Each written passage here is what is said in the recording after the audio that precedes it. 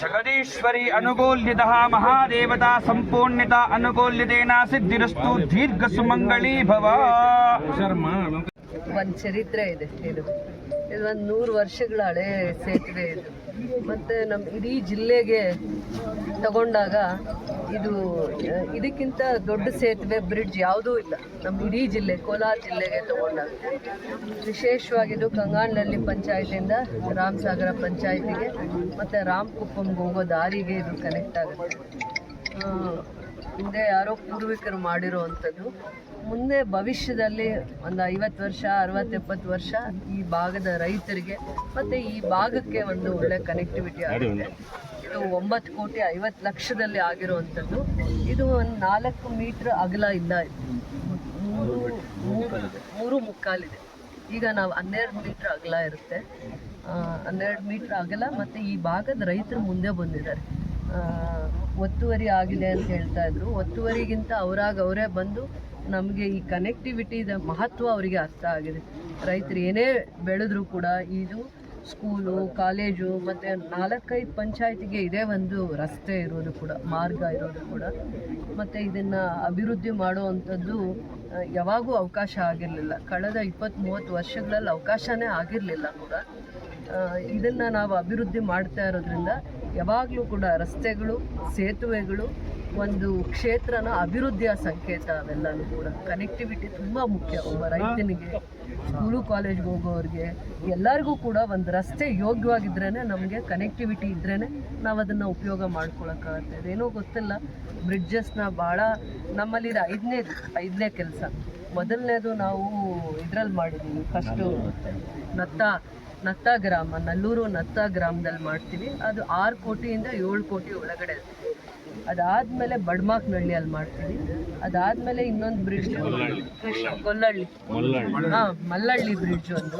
ಅದಾದಮೇಲೆ ಕೃಷ್ಣವರಮ್ದು 4ನೇ ಬ್ರಿಡ್ಜ್. ತುಂಬ ಆಕ್ಸಿಡೆಂಟ್ಸ್ ಆಗ್ತಾ ಇತ್ತು ಅಂತ ಇದು 5ನೇ ಬ್ರಿಡ್ಜ್. ಇವೆಲ್ಲದಕ್ಕಿಂತ ಮೀರಿರೋ ಅಂಥದ್ದು ಇದು 10 ಕೋಟಿಯಲ್ಲಿ ಅನುದಾನದಲ್ಲಿ ಆಗ್ತಾ ಇರೋವಂಥದ್ದು. ನೀವೇ ಯೋಚನೆ ಮಾಡಿ, 3.25 ಅಷ್ಟು ಇತ್ತು ಅಂತ ಹೇಳ್ತಾ ಇದ್ದಾರೆ ಅಗಲ. ಈಗ 12 ಅಷ್ಟು, ಅದ್ರ 3ರಷ್ಟು ಅಗಲ ಮಾಡ್ತಾ ಇದ್ದೀವಿ. ಅಂದರೆ ಸೇತುವೆನೇ ಅಗಲನೂ ಮಾಡ್ತಾ ಇದ್ದೀವಿ. ಅಷ್ಟು ಇದು ಹೈಟು ಎತ್ತರಕ್ಕೆ ಮಾಡ್ತಾ ಇದ್ದೀವಿ. ಆಮೇಲೆ ಇದು ಮಳೆ ನೀರು ಓಡಿ ಹೋದಾಗ ಶೇಕ್ ಆಗುತ್ತೆ. ಆಮೇಲೆ ಚಿಕ್ಕ ವೆಯ್ಟ್ ಕಡಿಮೆ ಇರೋ ವೆಹಿಕಲ್ ಮಾತ್ರ ಹೋಗಕ್ಕಾಗುತ್ತೆ. ದೊಡ್ಡ ಲಾರಿ ಏನು ಉಪಯೋಗ ಆಗುತ್ತೆ ಅಂತ ನಾವೀಗ 3.25 ಅಡಿ ಇರುವಂಥದ್ದನ್ನು 12 ಮೀಟರ್ ಅಷ್ಟು ಅಗಲ ಮಾಡ್ತಾ ಇರೋದ್ರಿಂದ ದೊಡ್ಡ ಅಂದರೆ ಹೆವಿ ಎಷ್ಟು ಟನ್ ಇದ್ರೂ ಕೂಡ ಆ ವೆಹಿಕಲ್ಸ್ ಮೂವ್ಮೆಂಟ್ ಆಗ್ಬೋದು. ನೀರು ಅಂದರೆ ಇದು ಬಂದಾಗ, ನಮಗೆ ಕೋಡಿ ಹರಿದಾಗ ಆವಾಗೇ ಇದು ಶೇಕ್ ಆಗ್ತಾ ಇತ್ತು ಅಂದರೆ ಅದು ಅಷ್ಟು ಯೋಗ್ಯವಾಗಿಲ್ಲ ಅಂತಂದ್ಬಿಟ್ಟು. ಅಂದರೆ ಯಾವಾಗಿದ್ರೂ ಇದನ್ನು ಮಾಡಲೇಬೇಕಾಗಿತ್ತು. ಅದಕ್ಕೊಂದು ಕಾಲ ಕೂಡ ಬಂದಿದೆ. ನಾವು ಅನುದಾನ ಕೇಳೋ ಅಷ್ಟರಲ್ಲಿ ಯಾವ ಅನುದಾನವೂ ಸಿಗಲ್ಲ.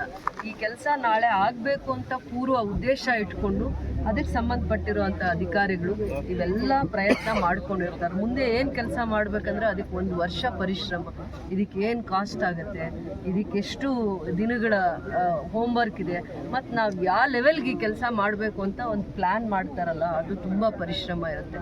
ಹಾಗೆ ಹೋಗಿ ಲೆಟ್ರ್ ಕೊಟ್ಟಿದ ತಕ್ಷಣ 1 ರೂಪಾಯಿ ದುಡ್ಡು ಬರಲ್ಲ, ಒಂದೇ 1 ರೂಪಾಯಿ ಕೂಡ. ಆದರೆ ಅದರದ್ದು ನಾವು ನೋಡ್ತಾ ಇದ್ದೀವಿ ಶಿಥಿಲ ವ್ಯವಸ್ಥೆಯಲ್ಲಿದೆ ಎಲ್ಲ. ತುಂಬ ಹಿಂದೆ ಮಾಡಿರೋ ಅಂಥದ್ದು. ಅದು ಎತ್ತಿನ ಗಾಡಿ ಹೋಗೋ ಅಷ್ಟು, ಒಂದು 2 ವೀಲರ್ ಹೋಗೋ ಅಷ್ಟು, ಅಥವಾ ಕಾರು ಆ ಥರ ಹೋಗೋಕ್ಕೆ ಯೋಗ್ಯವಾಗಿ ಅಷ್ಟೇ ಮಾಡಿದ್ದಾರೆ. ಈಗ ನಾವು ಮಾಡೋ ಅಂಥದ್ದು ಮುಂದೆ ಭವಿಷ್ಯದಲ್ಲಿ 50-60 ವರ್ಷ 100 ವರ್ಷದ ಬ್ರಿಡ್ಜ್ ಆಗಲಿ ಏನೇ ಆಗಲಿ 100 ವರ್ಷಕ್ಕೆ ಅದಕ್ಕೆ ಆಯಸ್ಸಿರುತ್ತೆ. ಅದಕ್ಕೆ ಇವತ್ತು ನಾವೆಲ್ಲ ಪಂಚಾಯತಿಯ ಹಿರಿಯರನ್ನ, ದೊಡ್ಡವ್ರನ್ನ, ಈ ಭಾಗದ ಮುಖಂಡರನ್ನ, ವಿಶೇಷವಾಗಿ ಹೆಣ್ಮಕ್ಕಳನ್ನ, ರೈತರನ್ನ ಎಲ್ಲರನ್ನೂ ಕರೆದು ಈ ಪೂಜೆ ಮಾಡ್ತಾ ಇರೋದು ಇದೇ ಒಂದು ಇವತ್ತು ವಿಶೇಷ. ನಮಸ್ಕಾರ. ಏನು ರಾಮಸಾಗರ ಕೆರೆ ಕೋಡಿ ಹೋದರೆ ಇಲ್ಲಿ ಇರ್ತಕ್ಕಂಥ ಒಂದು ಚಿಕ್ಕ ಸೇತುವೆ ತುಂಬ ಶಿಥಿಲಾವಸ್ಥೆಯಲ್ಲಿದೆ.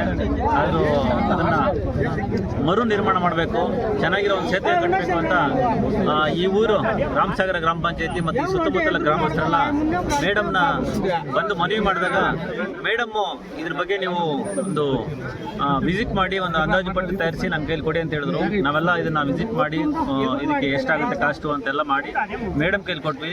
ಮೇಡಮ್ ಅವರು ನಮ್ಮ ಲೋಕೋಪಯೋಗಿ ಇಲಾಖೆ ಸಚಿವರಾದ ಸತೀಶ್ ಜಾರಕಿಹೊಳಿ ಸಾಹೇಬ್ರ ಹತ್ರ ಕೂತ್ಕೊಂಡು ಖುದ್ದಾಗಿ ಇದು ನಮಗೆ ತುಂಬ ಅವಶ್ಯಕತೆ ಇದೆ, ಇಲ್ಲಿ ಸುಮಾರು ಗ್ರಾಮಗಳಿಗೆ ಈ ಸೇತುವೆ ಅವಶ್ಯಕತೆ ಇದೆ, ಶಿಥಿಲಾವಸ್ಥೆಯಲ್ಲಿದೆ, ಯಾರು ಎನಿ ಟೈಮ್ ಯಾವಾಗ ಬೇಕಾದ್ರೂ ಅದು ಹಾಳಾಗುವಂಥ ಸ್ಥಿತಿಯಲ್ಲಿದೆ, ಅದನ್ನು ಮರು ನಿರ್ಮಾಣ ಮಾಡಲೇಬೇಕಾಗಿದೆ.